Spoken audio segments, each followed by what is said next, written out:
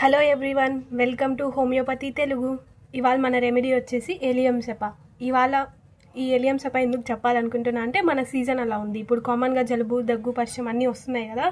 So ఇది best remedy అనమాట. హోమియోపతిలో one of the best remedy for cold cough allium cepa. Allen's keynote explanation చూద్దాం line to line. First common name వచ్చేసి onion, ఎర్రగడ్డ. Family వచ్చేసి liliaceae. ఇది చాలా సింపుల్గా గుర్తుపెట్టుకోవచ్చు సిమ్టమ్స్ అని. ఎలా అంటే ఆనియన్ కట్ చేసేటప్పుడు మనకి ఎలా ఫీలింగ్ అయితే ఉంటుందో, బర్నింగ్ సెన్సేషన్ ఉంటుంది కదా, కళ్ళు మండడం, ముక్కులోంచి నీళ్లు రావడం, కళ్ళల్లోంచి నీళ్లు రావడం, సేమ్ సెన్సేషన్ ఉంటుంది అనమాట సిమ్టమ్స్లో చూసుకుంటే. First physical generals: acute catarrhal inflammation of mucous membranes with increased secretion. Bad effects from getting wet. Bad effects from getting wet అంటే అది ఒక టైప్ ఆఫ్ కాజేషన్ అయిపోయింది అనమాట. ఎక్కడి నుంచి ప్రాబ్లమ్ స్టార్ట్ అవుతుంది, వర్షంలో తడిచిన తర్వాత bad effects from getting wet, ఇంకా చల్లదనానికి ఎక్కువ ఎక్స్పోజ్ అయిన తర్వాత, ఎనీథింగ్ రిలేటెడ్ టు వెట్నెస్ అనమాట. Acute catarrhal inflammation of mucous membrane, acute అనమాట. Catarrhal inflammation of mucous membrane with increase secretion. Mucous membrane అంటే మన నోస్లో ఉందన్నమాట. నోస్ నుంచి చాలా చీమిడి వస్తూ ఉంటుంది. అది మనకు ఇప్పుడు వచ్చే జలుబు జస్ట్ 1-2 days నుంచే మనకు వస్తూ ఉంటుంది. ఇది అక్యూట్లో వస్తుంది అనమాట. క్రోనిక్ అంటే చాలా లాంగ్ టైం నుంచి ఉంటుంది. కొంతమందికి సీజన్ మారినప్పుడల్లా ప్రతిసారి వస్తూ ఉంటుంది. అది క్రోనిక్ అనమాట. వాళ్ళకి ఖచ్చితంగా జలుబు వస్తుంది. అక్యూట్ అంటే మనకు కండిషన్స్, వర్షంలో తడిచిన తర్వాత కొంతమందికి వస్తుంది, అలా కండిషన్స్లో వస్తుంది. అక్యూట్ అనేది తక్కువ డ్యూరేషన్లో ఉంటుంది అనమాట. సిమ్టమ్స్ తొందరగా వస్తాయి. క్రోనిక్లో డ్యూరేషన్ ఎక్కువ ఉంటుంది అనమాట. సిమ్టమ్స్ స్లోగా ప్రోగ్రెస్ అవుతాయి. సైనోసైటిస్ ఇవన్నీ క్రోనిక్ కొంతమందికి ఉంటుంది కదా, వాళ్ళల్లో చూసుకోవచ్చు. ఇంక్రీజ్ సెక్రీషన్, ముక్కులోంచి చీమిడి అనేది కారుతూ ఉంటుంది అనమాట కెటరల్ ఇన్ఫ్లమేషన్ వల్ల. హెడ్లో చూసుకుంటే catarrhal dull headache with coryza. Aggravation in evening, amelioration in open air, aggravation on returning to a warm room, compare euphrasia pulsatilla. Catarrhal dull headache, మనకు ముక్కులు జామ్ అయినాయి అంటాము. సో కెటరల్ డల్ హెడేక్ అంటే మనం sinus అనేవి ఉన్నాయి అనమాట. 4 మనకు ఎప్పుడైనా పరిచయం వచ్చినప్పుడు అవి ఫిల్ అయిపోయి ఉంటాయి సైనస్. దానివల్ల మనకు తల అంత భారంగా ఉంటుంది. హెడేక్ అనేది కామన్ రిలేషన్గా ఉంటుంది కదా మనకు కోల్డ్ వచ్చినప్పుడు.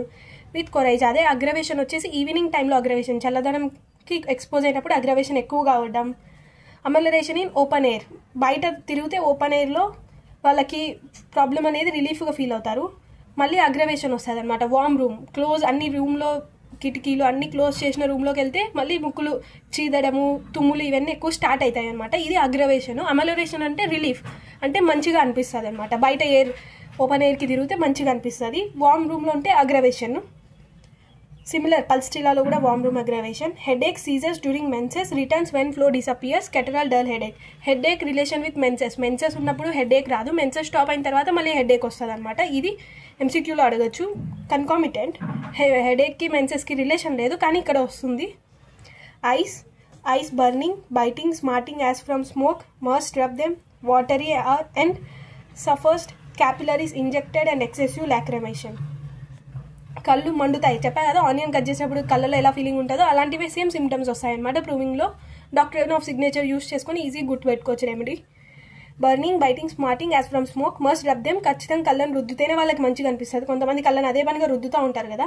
ఇలాంటి కండిషన్లో కళ్ళని రుద్దడం వల్ల వాళ్ళకి మంచిగా అనిపిస్తుంది. కళ్ళల్లోంచి వాటర్ ఎక్కువ రావడము, ఫుల్ వాటర్, మొత్తం జలుబు వచ్చినప్పుడు కళ్ళల్లోంచి నీళ్లు గారుతూ ఉంటాయి, అది అనమాట. Capillaries injected excessive lacrimation. Capillaries injected అంటే కళ్ళు కొంచెం రెడ్గా అవ్వడము, ఎక్కువ నీళ్ళు వస్తాయన్నమాట కళ్ళల్లోంచి. ఇది మెయిన్ సిమ్టమ్. ఇప్పుడు నేను నోస్లో చెప్తా కళ్ళల్లోంచి వచ్చే వాటర్ ఎలా ఉంటుందో character. Spring coryza after damp north easterly winds. కోల్డ్నెస్తో రిలేట్ చేసుకోండి. ఎప్పుడైతే చల్లని గాలులు వస్తూ ఉంటాయో అప్పుడు జలుబు వస్తుంది కదా, దాన్ని నార్త్ ఈస్టర్న్లీ విన్స్. స్ప్రింగ్లో వచ్చే coryza profuse, watery and acrid nasal discharge with profuse bland lacrimation. Coryza అంటే ముక్కులోంచి వచ్చే జలుబు, చీమిడి అనమాట. అది ఎలా ఉంటుంది, ప్రొఫ్యూజ్గా ఉంటుంది, అంటే ఎక్కువగా వస్తుంది, నీళ్ళుగా వస్తుంది. కానీ అది వచ్చే సెక్రీషన్ అనేది మండుతుంది అనమాట. నోస్ నుంచి బయటకు వచ్చేటప్పుడు మండునట్టు ఫీలింగ్ ఉంటుంది. ప్రొఫ్యూజ్ బ్లాండ్ లాక్రిమేషన్, కళ్ళల్లోంచి కూడా నీళ్ళు వస్తాయని చెప్పారు కదా జలుబు, అది నార్మల్గా వస్తుంది. కళ్ళల్లోంచి వచ్చే కళ్ళు మండుతాయి కానీ ఆ వచ్చే నీళ్ళు నార్మల్గా ఉంటాయి. ముక్కు అనేది వచ్చే డిశ్చార్జ్, ముక్కులోంచి వచ్చే చీమిడి అనేది మండుతుంది అనమాట. దానివల్ల discharge burns and excoriates nose and upper lip. ఆ నోస్ నుంచి వచ్చే డిశ్చార్జ్ అంతా మండడం వల్ల అది నోస్ని ఇంకా అప్పర్ లిప్ ఏమవుతుంది అంటే కొరైడ్ అవుతుంది, అంటే ఎర్రగా అవుతుంది, కొంచెం ఉబ్బినట్టు ఉంటుంది అనమాట. అలాంటి అక్రీడ్గా ఉంటుంది అనమాట. ఇది ఆపోజిట్లో ఉంటుంది యూఫ్రేషియా. మనం జస్ట్ ఆనియన్ గుర్తుపెట్టుకొని ఆనియన్ కట్ చేసేటప్పుడు మాత్రమే కళ్ళు మండుతాయి, కానీ వచ్చే వాటర్ ఏం మండదు అనమాట. అలా సేమ్ ముక్కులోంచి వచ్చేది మాత్రం అక్రీడ్గా ఉంటుంది. Acrid watery discharge dropping from tip of nose. వచ్చే డిశ్చార్జ్ అనేది వాటరీగా ఉంటుంది, మండుతున్నట్టు ఉంటుంది, టిప్ ఆఫ్ నోస్ నుంచి వస్తుంది.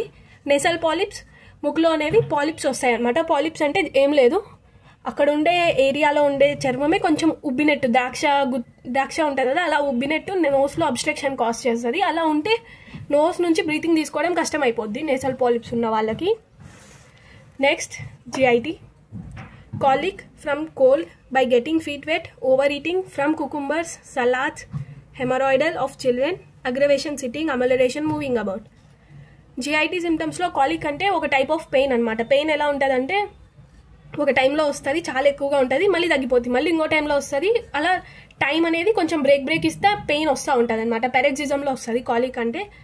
కాలిక్ వచ్చేది రీజన్ ఏంది? From cold by getting feet wet. చెప్పా కదా, ఫీట్ వెట్ అంటే మనం చూసుకుంటే మనము రైస్ పండించే వాళ్ళు ఉంటారు, వాళ్ళు ఎప్పుడు నీళ్ళల్లోనే పనిచేస్తూ ఉంటారు.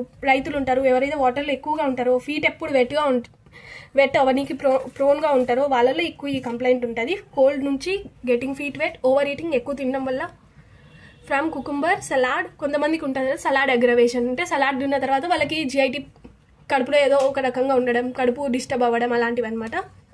హెమరాయిడల్ ఆఫ్ చిల్డ్రన్, అగ్రవేషన్ వచ్చేసి సిట్టింగ్, అమలరేషన్, మూవింగ్. ఎప్పుడైనా పైల్స్ ఉంటే వాళ్ళకి కూర్చుంటే మంచిగా అనిపిస్తుంది, నడుస్తున్నప్పుడు చాలా డిస్టర్బ్గా ఉంటుంది. కానీ ఇక్కడ ఆపోజిట్ అనమాట. సేమ్ ఇగ్నిషియాలో కూడా ఇలాంటి కాంట్రాడిక్టరీ ఎక్కువగా ఉంటుంది. సేమ్ అలా female reproductive system, phlebitis, puerperal after forceps delivery. Phlebitis అంటే వీన్ యొక్క ఇన్ఫ్లమేషన్ అనమాట. వీన్ అనేది ఉబ్బుతుంది, దాన్ని ఫ్లెబైటిస్ అంటాము. ఆఫ్టర్ ఫోర్సెప్ డెలివరీ అంటే అది ప్రీవియస్గా యూజ్ చేసేవాళ్ళు, ఇప్పుడు ఆ టెక్నిక్ అనేది యూజ్ చేయట్లేదు. Respiratory system, hay fever in August every year, violent sneezing on rising from bed from handling peaches. Hay fever, allergic rhinitis రెండు చాలా సిమిలర్గా యూజ్ చేస్తూ ఉంటారు. హే ఫీవర్ అంటే పొలన్ నుంచి, డస్ట్ నుంచి వచ్చే అలర్జీ అనమాట. కొంతమంది డస్ట్లో ఉన్న తర్వాత వాళ్ళకి తుమ్ములు స్టార్ట్ అవుతాయి కదా, అలాంటిది హే ఫీవర్. అలర్జిక్ రైనైటిస్ అంటే అది అలర్జీ ఏ టైప్లో అయినా ఉండొచ్చు, కొంచెమే డిఫరెన్స్ ఉంది వాటిలో. In August every year, August టైంలో ఎప్పుడైతే చల్లగాలులు ఉంటాయో, వర్షాలు స్టార్ట్ అయి ఉంటాయో అలాంటి క్లైమేట్ అనమాట. Violent sneezing on rising from bed నుంచి లేస్తానే వాళ్ళకి తుమ్ములు, చిమిడి అనేది స్టార్ట్ అయింది. ఫ్రమ్ హ్యాండ్లింగ్ పీచెస్ అనేది ఇండియన్ ఫ్రూట్ కాదు, అది మనకు దొరకదు మ్యాక్సిమం. కానీ మనం ఫ్రూట్స్ మన వ్యూ ప్రకారం చూసుకుంటే ఫ్రూట్ మార్కెట్లో పనిచేసే వాళ్ళు, ప్రొఫెషన్ ఉంటుంది కదా పళ్ళు అమ్మే వాళ్ళు, వాళ్ళల్లో ఈ రెస్పిరేటరీ సిమ్టమ్స్ వచ్చినప్పుడు మనం చూసుకోవచ్చు సిమిలిమం. కెటరల్ లారింజైటిస్, లారింగ్స్ అనేది ఒక పార్ట్ అనమాట, మన నెక్ దగ్గర ఉంటుంది. అది మౌత్ ఓపెన్ చేస్తే దాని ఫ్యారింగ్స్ వస్తాయి, తర్వాత లారింగ్స్ వస్తుంది. చూసుకోవచ్చు అక్కడ ఎక్కడైతే మనము మాట్లాడుతున్నప్పుడు వైబ్రేట్ అవుతూ ఉంటుందో ఐడెమ్స్ యాపిల్ కింద లారింగ్స్ ఉంటుంది. Cough compels patient to grasp the larynx, seems as cough would tear it. ఎలాంటి కఫ్ వస్తుందంటే అంత సీరియస్ ఉంటుంది, లారింగ్స్ అనేది కట్ అయిపోయి వెళ్ళేటట్టు ఉంటుంది అనమాట. వాళ్ళు పట్టుకుంటారు లారింగ్స్ని. బ్రయోనియాలో చెస్ట్ పట్టుకుంటారు అనమాట, వాళ్ళకి మోషన్ అగ్రవేషన్ కాబట్టి ఇక్కడ లారింగ్స్ని పట్టుకుంటారు. ఇది మన అబ్జర్వేషన్ మీద డిపెండ్ అయి ఉంటుంది అనమాట. పేషెంట్ మనతో మాట్లాడుతున్నప్పుడు మన అబ్జర్వేషన్ స్కిల్స్ మీద డిపెండ్ అయి ఉంటుంది. వాళ్ళు చెప్పరు కదా మనకు వచ్చి కఫ్ వచ్చినప్పుడు లారింగ్స్ పట్టుకుంటానని, అది మనం చూసి తెలుసుకోవాలి. Extremities, sore and raw spots on feet especially heel from friction. ఇది మనం చూసుకుంటే కొత్త చెప్పులు తీసుకున్నప్పుడు చెప్పులు కొరకడం ఇలాంటివి ఎక్కువ కంప్లైంట్ ఉంటాయి కదా, దానివల్ల అనమాట, ఫ్రిక్షన్ వల్ల. లొకేషన్ వచ్చేసి heel. Efficacious when feet are rubbed sore, అది డయోస్కోరైట్స్. Panaritium with red streaks up the arm, pain drive to despair in childbed. Panaritium అంటే ఇక్కడ మన నెయిల్ బెడ్ అంటాము ఈ ఏరియాని, అక్కడ వచ్చే ఇన్ఫ్లమేషన్ అనమాట. డ్యూ టు బ్యాక్టీరియల్ ఇన్ఫెక్షన్ వల్ల కానీ, ఫెలాన్ అని కూడా అంటారు, విట్లో అని కూడా అంటారు. పెనరీషియాకి కామన్ అనమాట ఈ నేమ్స్, ఏదైనా యూజ్ చేయొచ్చు. With red streaks up the arm, రెడ్గా ఉంటాయి అనమాట. ఆర్మ్ వరకు అక్కడ రెడ్గా లైన్స్ ఉంటాయి. Drive to despair in childbed అంటే డెలివరీ తర్వాత ఉండే ఫేస్లో యూజ్ చేస్తారు కదా పిల్లలు పనిపెట్టే బెడ్ అది. Nervous system, neuralgic pains like a long thread in face, head, neck, chest. Neuralgic pain అనేది ఈజీ అనమాట, పెయిన్ పాత్ మొత్తం చూపిస్తారు. మనం అబ్జర్వ్ చేస్తే సయాటికా యాడ్ చూసారంటే దాంతో సయాటికా తొడ దగ్గర నరం చూపిస్తారు అనమాట, అది కిందికి వెళ్తున్నట్టు. అలా పాత్ మొత్తం వచ్చేది అది నర్వ్ పెయిన్ అనమాట, అలా ఉంటుంది నర్వ్ పెయిన్. అందుకే long thread in face, head, neck, chest. Location గుర్తుపెట్టుకోండి. Traumatic chronic neuritis, neurology of stump after amputation, burning and stinging pains. ఎవరైతే కాళ్ళు తీపించుకుంటారు, ఎగ్జాంపుల్ షుగర్ పేషెంట్స్ చూస్తే వాళ్ళు కాళ్ళు తీపించుకుంటారు అనమాట. షుగర్ వల్ల నెక్రోసిస్ అయినప్పుడు ఆ పార్ట్ ఎప్పుడైతే తీసినారో దాని తర్వాత ఆ పార్ట్లో అక్కడ మిగిలిన పార్ట్ దగ్గర మనకు పెయిన్ ఉంటుంది అనమాట. న్యూరాలజియా అంటే nerve pain of stump after amputation, తర్వాత తీసేసిన తర్వాత బర్నింగ్ అండ్ స్టింగింగ్ టైప్లో ఉంటుంది. మొడాలిటీస్ చూసుకుంటే aggravation in evening and in warm room చూసుకున్నాం. అక్కడ ఓపెన్ ఎయిర్లో మంచిగా ఉంటుంది, వార్మ్ రూమ్ వస్తే మళ్ళీ చీమిడి జలుబు ఇవన్నీ స్టార్ట్ అవుతాయి. అమెలరేషన్ వచ్చేసి cold room and open air similar to పల్స్టిలా.